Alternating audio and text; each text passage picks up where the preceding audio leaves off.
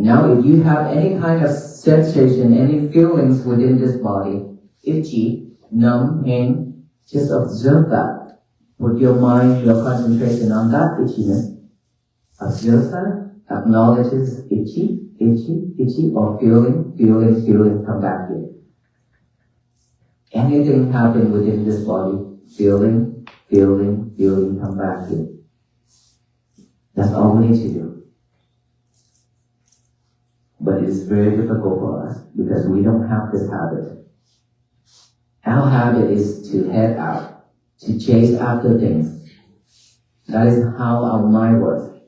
We always chase after things outside because of this eye, seeing objects, seeing things, seeing beauty. This ear always wanted to hear something that is sweet voice.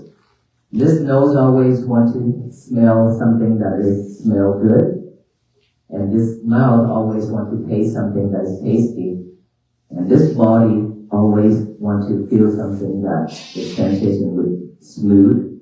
Anything that you like to touch. And all these things are pulling us off track. We attach to a lot of things, material is outside, right? So that is why we train ourselves to come back here with this present moment. So when you see things, you know that those are also impermanent. You don't want to attach to it. And when you hear this sound, it's just sound. We don't need to attach to it. When you observe it, when you acknowledge it, it will vanish by itself. That is how we train ourselves to come back to this present moment. And mindfulness practicing is something that's not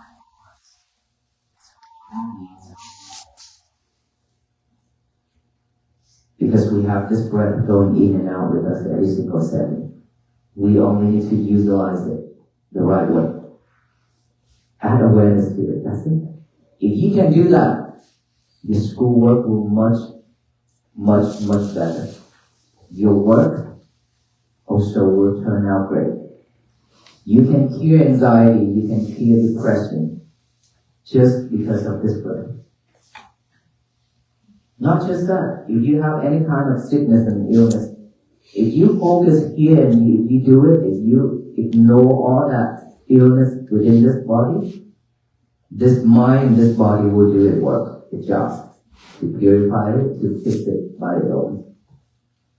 Government officials, schools, prisons, all those places nowadays they apply mindfulness meditation a lot. I went to prison to teach meditation myself. And I went to school to teach as well. So I wish that all schools will apply meditation, mindfulness meditation. This is the way to support all the students. The more you try to solve the problem, the more you try to study which you cannot figure it out, and the more you try, the stressful you are. You been there, done that, you know. But within that moment, when you just take a deep breath and let go of all those schoolwork and everything, just let it go. Take a deep breath. If you could take those deep breaths, you'll change everything. Because when you take a deep breath, it calms you down. Your mind at that time is very stressful and is very active. All you need to do is just take a deep breath, and then you could focus on your breathing. Just for 5-15 minutes. It won't hurt, because when you try to stop the problem, you still could not. So why you have to waste time? You're going to add more stress to yourself. Instead of doing that, just let go of everything. Relax, take a deep breath, and then focus on your breathing. It will stop everything. Once your mind is purified, once your mind is free of thoughts, your wisdom will arise. Once wisdom arises, you could stop anything very easily. That is how the mind works. This mind could do a lot of things. All all those things in this world happening right now and all those technologies because of these mind that the people created it. Is that right? AI is because people created it. It's not from the machine. So it all depends on us if we know how to utilize our mind, if we know how to solve our problem. But don't let you stress out every single day. School, when we just start, if we stress that way already, what about when we graduate? When we get a job, we'll stress even more. After graduating, you try to find the right job. And if you could not find one, you stress. During the time of looking for a job, you stress. After that, you got a job and the salary is not right, you stress. All those things, if we keep doing that to ourselves, we stress out the whole life. How can we have peace? Peace will never be with us. Peace only begins from within, which is in our heart, in our mind. When we stay calm, when we have loving kindness and compassion, when we know how to breathe in and breathe out silently, when we not react, when there's in any conditions, we be able to stay calm. That is when peace begins. Be with us.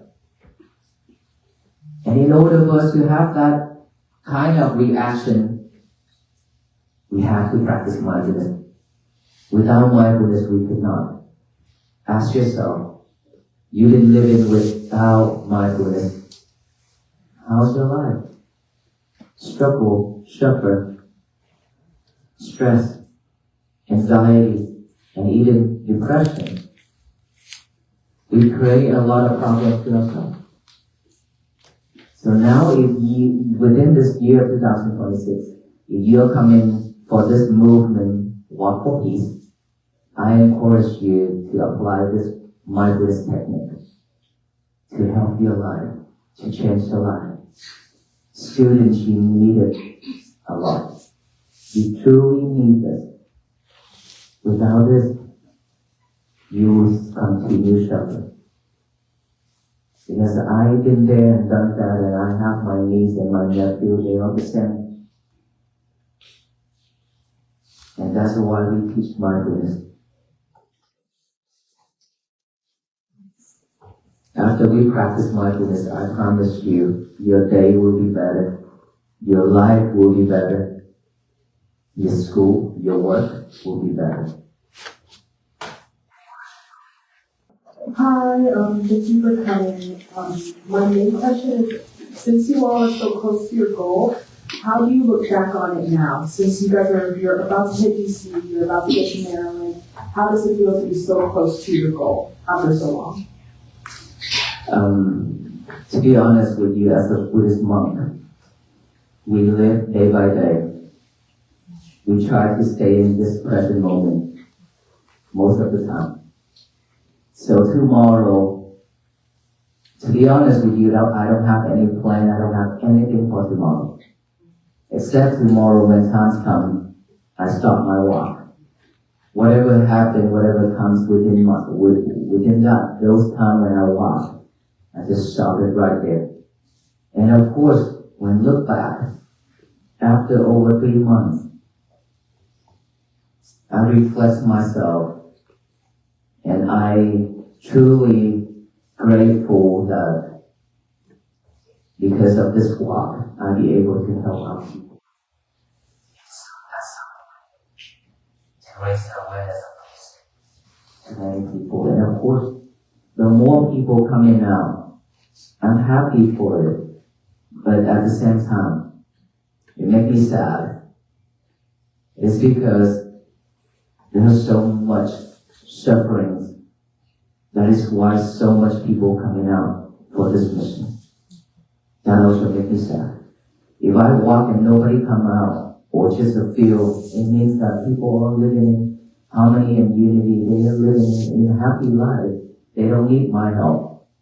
But unfortunately, so much people coming out. Up until now, if I can say, millions of people have come out. And then online as well. So it tells me that we are deeply instructed. Not just in this country, but around the world. So I'm grateful that I chose this walk for peace and took on this strength. Something for this nation last word. Thank you. My question for you is, how do you define like peace throughout difficult times, especially dealing with like loss? Peace with a condition that is not peace. So if you have a condition, then that will never be peace. In any condition, we still be able to stay calm and relax, no react, but only react with kindness. May you be well, be happy, and be peaceful. That to people and to yourself good. That is when peace begins, that I already talked about this. It doesn't matter what this world turned into. It doesn't matter what's happening around us right now. As long as you know that peace is something that we have to build it ourselves, have to work it for ourselves. Nobody in this world can bring peace to us. If somebody say that I will bring peace, I will change this world, don't believe in it. It will never happen. And of course, there are people who have died and sacrificed for freedom and peace. But it's only for a portion of people of the world, not the whole world. Our venerable monks and myself been walking for 107 days. And even after this journey, we still cannot change the world to be at peace. But all the people in this world doing the same thing over and over, which is, I already talked about it. Today is going to be my peaceful day. Write that message down every morning. Work through it. Be mindful with it. Do not multitask ourselves. No expectation. Mindfulness practicing. If we could do that every day and all the people in this world are doing the same thing, this world will change completely. That is the power of togetherness. All people together can change, but a portion number of the people in this world could not change this world. So in any condition, anything happens around us, let's say in this audience, if you can keep your mind clear, anything happens around us right now, if you still be able to breathe in and breathe out and stay at that present moment, all those things happening around us will not affect us. Just like us when we walk, there's a lot of people, there are people curse at us. There are people shout at us and yell at us. People step on the gas pedals so that the black smoke cover all of us. How did I react? I react a big time. I look at that person and give them a smile. May you be well, may you be happy and be peaceful. I walk my way, continue. Because I know that that person is suffering. Because of unwisdom, he has done and he has said the thing that he said and done. So I don't need to add more suffering to him because he's already suffering. Right? So we don't need to add any more problem to this world when this world is already having so much problem. We should only add kindness to this world. That is how we change. Because all the beings, all the people in this world been spreading hate, anger, delusion, greedy, all those to the universe for generation after generations. That is why we keep on receiving disasters one after another. We will never stop it if we continue spreading hate and anger to it. Now, imagine if all of us only spread love and kindness and compassion and peace to this universe. It will bounce back, just like the ball. If you throw that ball to that wall, it will bounce back, right? Same thing. Whatever you throw to the universe, it will bounce back to us. So we should only throw loving kindness, compassion, and peace to the world. Don't add any more problem to this society, to this world, because it's more than enough. Always stay calm, patiently, and breathe in and breathe out. Mindfulness is the key. Thank you. There is a rhythm that has been with you since the moment you were born. A constant companion that has never once left your side. It is the rise and fall of your chest. The silent tide of air entering and leaving your body.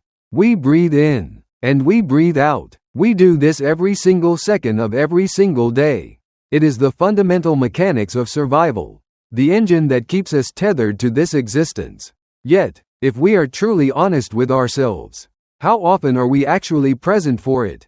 For most of us, breathing has become a background noise, a purely autonomic function that we perform like machines. We inhale and exhale with the same robotic indifference as a clock ticking on a wall. We survive, certainly, but in a spiritual sense. It can sometimes feel as though we died a long time ago. We are walking through our days, but we are not fully inhabiting them. We are here, but we are not here. The journey to true peace, the kind of peace that doesn't depend on what is happening in the news or the stock market, begins with a radical act of reclaiming this lost territory. It begins by simply paying attention. To train ourselves to live rather than just exist, we must return to the breath. This is not a complex intellectual exercise. It is a grounding of the soul.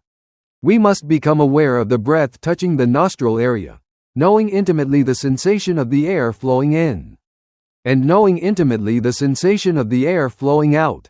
It sounds deceptively simple, yet it is our primary duty. When we add awareness to the breath, we stop being machines and start being human beings again. We stop borrowing our sense of self from the external world and return to the only thing that is truly ours, this present moment. Riding on the wings of the breath. However, the moment we decide to stop and pay attention to our breathing, we are often met with a shocking realization. We discover that our internal house is not quiet. When we finally pause the frantic motion of our physical lives and add awareness to our stillness, we see the monkey mind in all its chaotic glory.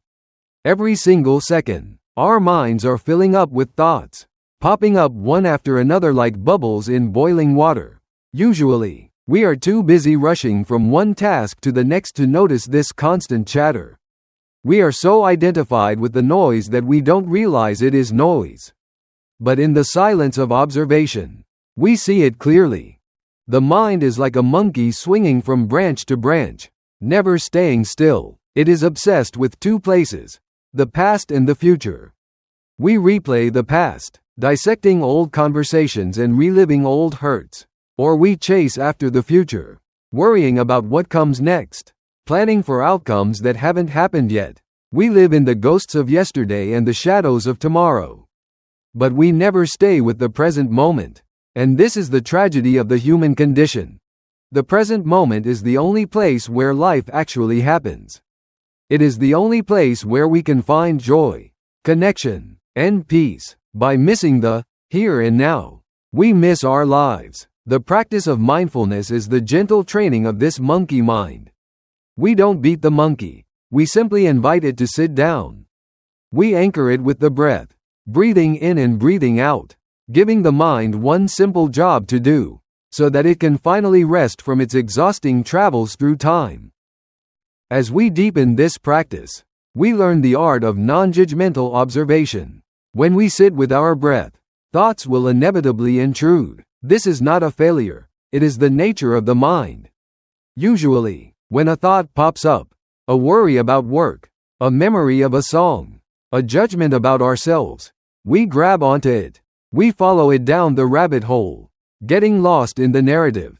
Mindfulness offers a different path. When a thought arises, We catch it right away. We see it existing. Instead of engaging with the content of the thought, we simply acknowledge its presence. We can silently label it thought.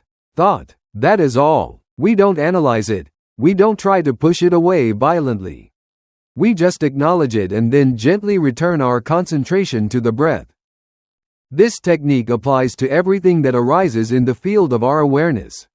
If you hear a car horn or a bird outside, you don't need to construct a story about it. You don't need to ask who is honking, why they are honking, or where they are going. You simply note sound, sound, and come back to the breath.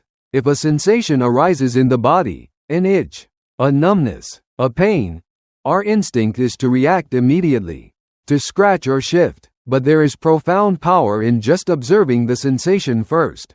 Put your mind on the itch and acknowledge it. Itchy, itchy, or feeling, feeling. Watch it, observe it. Often, you will find that when you stop fueling the sensation with your reaction, it vanishes by itself. This practice of come back, come back, come back is the training of a lifetime. It is the practice of not being a slave to every impulse, but becoming the master of your own attention. We are learning to stop asking why and where and starting to simply be with what is. This is, of course, incredibly difficult because it goes against the grain of our entire biological and social conditioning. Our habit energy is to head out, to chase, to hunt. Our senses are like 5 wild horses constantly pulling us away from our center. The eye sees an object and immediately craves beauty or judges ugliness. The ear is always hunting for sweet sounds and praise. The nose wants pleasant scents. The tongue chases delicious tastes. The body craves comfortable sensations and soft touches. We are addicted to the external world. We believe that if we can just see enough beautiful things, eat enough good food, and hear enough pleasant words, we will be happy. But this constant chasing is a trap. It pulls us off track. We become attached to material things, to houses, to people, to transient pleasures. We attach to things that are by nature impermanent. When we practice mindfulness, we are training ourselves to reverse this flow. We realize that the house is impermanent, so we don't need to cling to it with desperation. We realize that a sound is just a sound. It vibrates and then it is gone. We don't need to attach to it. By utilizing the breath, we stop needing to borrow objects from the outside to feel okay. We find a source of contentment that doesn't cost anything and doesn't depend on the senses being gratified. We learn that we don't need to chase. When we stop chasing, we stop running. And when we stop running, we can finally see the beauty that was right here, inside of us, all along. This wisdom is not just for monks sitting in caves. It is urgently needed in our schools, our offices, and our homes. We are living in an epidemic of stress. Look at our students today. The pressure to succeed, to solve problems, to memorize, to perform. We operate under the assumption that the harder we push, the better we will do. We think that stress is a necessary fuel for success, but experience tells us otherwise. The more you frantically try to solve a complex problem when you are stressed, the more elusive the answer becomes. You have been there. You know this feeling. The mind locks up. The anxiety clouds your judgment. You try and try, adding more stress to the pile, wasting time and energy in a futile spin. The counterintuitive secret of mindfulness is that stopping is the fastest way to move forward. Imagine you are overwhelmed with schoolwork or a project at your job. Instead of grinding your gears, just stop. Let go of the problem.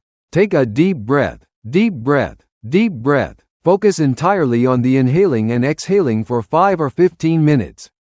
It won't hurt your deadline. In fact, it will save it. When you take those deep breaths, you calm the nervous system. You purify the mind of its frantic thoughts. When the sediment settles, the water becomes clear. Once the mind is free of that chaotic static, wisdom arises naturally. The solution that seemed impossible 10 minutes ago suddenly appears. Obvious and simple. This is how the mind works. It is a powerful instrument. capable of creating AI and advanced technology, but only when it is utilized correctly. We must learn to trust the pause. We must trust that a purified, calm mind is infinitely more productive than a stressed, busy one. This practice is a universal medicine.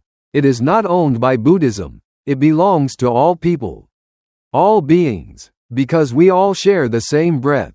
Whether you are a government official, a prisoner, a student, or a CEO, the benefits are biological and tangible.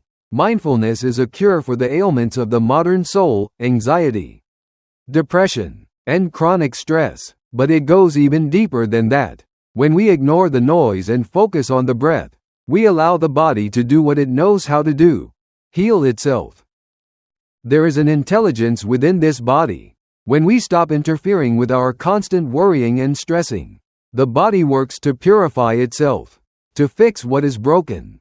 It is like rebooting a computer. When you stop running 1,000 conflicting programs, the system can finally run its maintenance protocols. Teachers are bringing this to schools, and volunteers are taking it into prisons. And the results are always the same. When people reconnect with their breath, their lives improve, their work turns out great, their grades improve, and their health stabilizes. We are carrying around the most sophisticated healing tool in the universe, our own awareness, and yet we rarely use it. We have the cure for our own suffering right under our noses. Literally. Ultimately, we have to ask ourselves what we are really looking for. We spend our lives building towards a future that we think will bring us peace. We tell ourselves, I will be happy when I graduate, or I will be peaceful when I get that job, or I will be relaxed when I get the right salary. But then we get the job, and we are stressed about keeping it. We get the salary, and we are stressed about expenses. If we condition ourselves to stress, we will be stressed for our whole lives. Peace will never arrive because peace is not a destination. Peace is a manner of traveling. Peace only begins from within. It resides in the heart and the mind, not in the bank account. True peace is the ability to stay calm regardless of the external conditions. It is having a mind of love, kindness, and compassion that does not react violently to the world. It is knowing how to breathe in and breathe out when the storm hits. Without mindfulness, we are leaves blowing in the wind, struggling, suffering, anxious. With mindfulness, we are the tree, rooted, flexible, and alive. As we look toward the future, toward the year 2026 and the movements for peace that will arise, like the Walk for Peace, we must remember that the real movement happens inside. If you want to change your life, if you want to end your suffering, you must apply this technique. You must return to your breath. I promise you, if you practice this, your day will be better. Your work will be better. Your life will be better. The Walk for Peace starts with the very next breath you take.